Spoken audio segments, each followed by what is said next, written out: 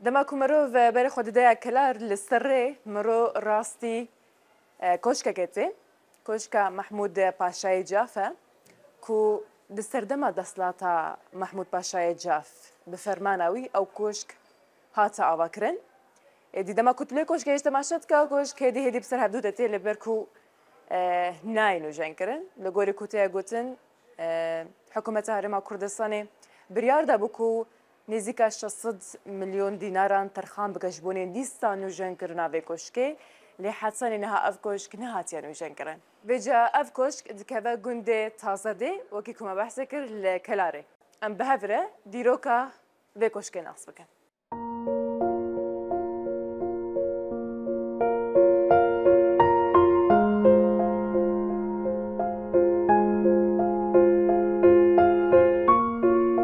ئێرە کۆشکی مەحموود پاشای جافە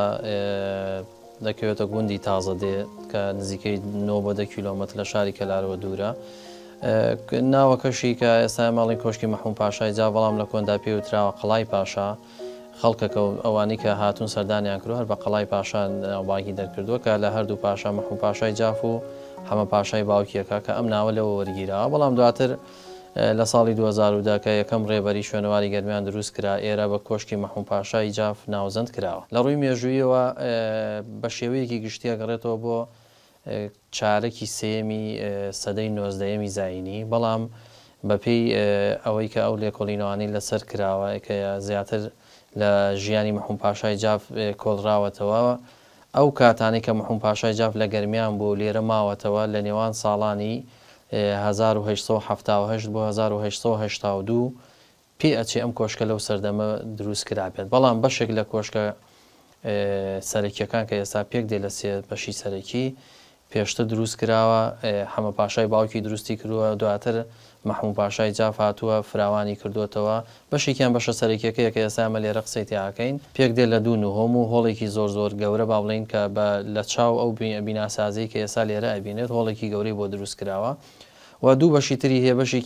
بەشێکی بچووکە دەکەوێتە سەر گردێک کە لە پشتەوەی بەشە سەرەکیەکەیە بەشی دوێ ئەوەی کە با بڵێن بەشە درێژکۆلەکەیەکەوە ناوبانگی دەرکردو ئێستا ئەوە بە تەواوەتی ڕووخاوەتەنا بناغەکەی ماوە دەکەوێتە ڕووی پێشەوەی کۆشکەکە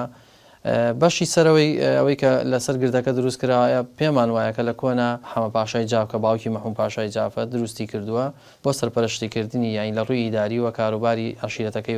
بەڕێوە بردووە.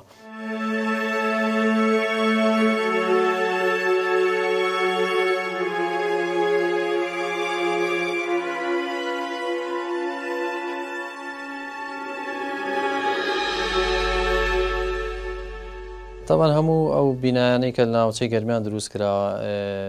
لە ڕووی پێکاتەوە زۆرجار لە یەکترەوە نزیکن کۆشکی مەحموود پاشای جافیش لە سێ مەوادی سەرەکی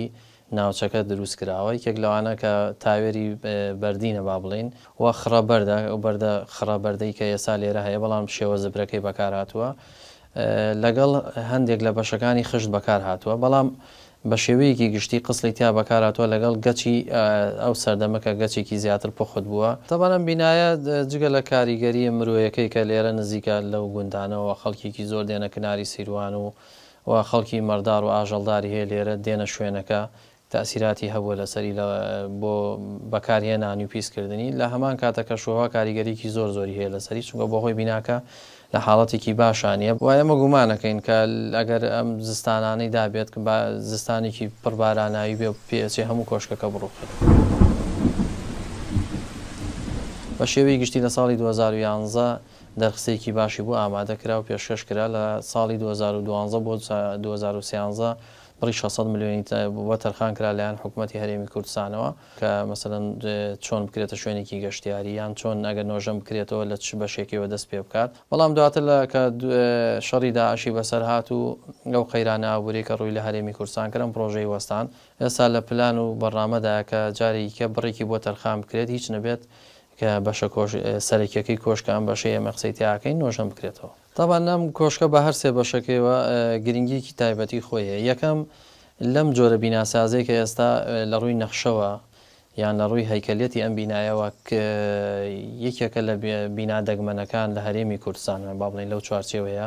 چونکە بینایی وامان نییە دووبارە بێتەوە ئێستا هەیمانە ئمە زۆر جار قڵامانەیە لە شێوەکە یاش نزیک لەو شێوەیە دووبارە بووەتەوە لە ناوچەکە. یەکێکی تر لە گرنگیەکانی ئەوەیە کە لە ڕووی گەشت و گوزاریەوەکەوێتە کەنار سیروان و گرنگیەکی تری ئەوەیە کە با بڵێن کۆشکی مەحموود پاشای جاف لە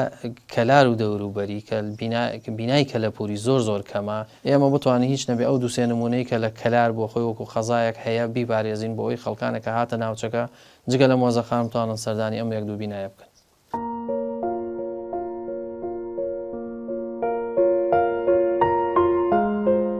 طبعاً هەموو ئەو بینا و تەنانەت قەبرستانە کۆنانش کە لە ناوچەیەکدا هەیە کتێبێکە لە مێژوو بۆ مێژووی ناوچەکە ئەو خەڵکانی کە لەوێ ژیاونەوە بە تایبەتی کە ئێرە ناوچەی گەرمیان و کەلار بە تایبەتی جافەکان لە نزیکەی 300 ساڵی پێشەڕۆیان لە ناوچەکە کرد و بەشێکی مێژووی گەوری ناوچەکە لە جافەکان پێک دێت کە ئێستا دوو بینای سەرەکیمان هەیە هی جافەکانە ماوەتەوە لەوانە قڵای شێروانە و کۆشکی مەحموود پاشای جاف لەو سنووری کە ئێستا پێوترێ گەرمیان بەڕاستی لە ناوچوونی ئەم بینایەکە کۆشکی مەحموود پاشای جافە سیلسیلەیەکی گرنگی مێژووی جاف و مێژووی کەلار و ناوچەکە لە ناوچێت.